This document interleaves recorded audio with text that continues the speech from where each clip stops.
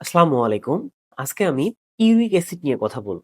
আর এই ইউরিক অ্যাসিডের পরিমাণ হিউম্যান বডিতে বেড়ে গেলে আমাদের জয়েন্টে বা গাটে বা গেটে ব্যথা হতে পারে। যেটাকে গাট আর্থ্রাইটিসও বলা হয়ে থাকে। আর এই ইউরিক অ্যাসিডকেই আমরা নাইট্রোজেন ঘটিত বর্জ্য পদার্থ বলি, যা কিনা আমাদের ইউরিন বা মূত্রের সাথে বেরিয়ে আসে।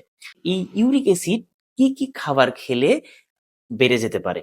যে সকল খাবার হাই পিউরিন যুক্ত, দ্যাট মিন্স যে সকল খাবার খেলে পিউরিন প্রোডাকশন বেড়ে যাবে, দ্যাট মিন্স ইউরিক অ্যাসিডের পরিমাণও বেড়ে যাবে। গবেষণা বলছে রেড মিট যেমন গরুর মাংস, খাসির মাংস বা ভেড়ার মাংস এবং সি ফিশ সামুদ্রিক মাছ, এই খাবারগুলো গ্রহণ করলে পিউরিনের পরিমাণ হিউম্যান বডিতে প্রচুর পরিমাণে বেড়ে যায়।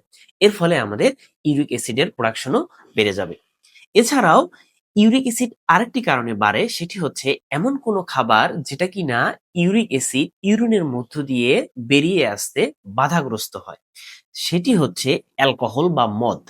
এই মদ গ্রহণ করলে আমাদের এই ইউরিক অ্যাসিড এক্সক্রেশন হওয়ায় বাধাগ্রস্ত হয়। এর ফলেও আমাদের এই ইউরিক অ্যাসিড শরীরে বেড়ে যায়। এজন্য যাদের আর্থ্রাইটিস প্রবলেম বা অনেক সময় জয়েন্টে ব্যথা বা গেটে ব্যথা অনুভব হচ্ছে, এছাড়াও ইউরিন প্রোডাকশনে প্রবলেম হয়, জ্বালা-পোড়া হয়, এই সময়টিতে আমাদের এই হাই পিউরিন যুক্ত খাবার এভয়েড করা উত্তম।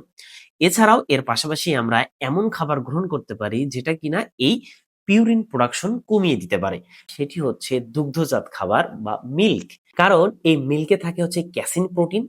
এছাড়াও ভাইটামিন সি যুক্ত খাবার যেমন লেবু, কমলা, যা কিনা এই ইউরিক অ্যাসিডকে খুব দ্রুত ইউরিনের মধ্য দিয়ে বেরিয়ে যেতে হেল্প করে। সবাই ভালো থাকি, সুস্থ থাকি। Thank you so much.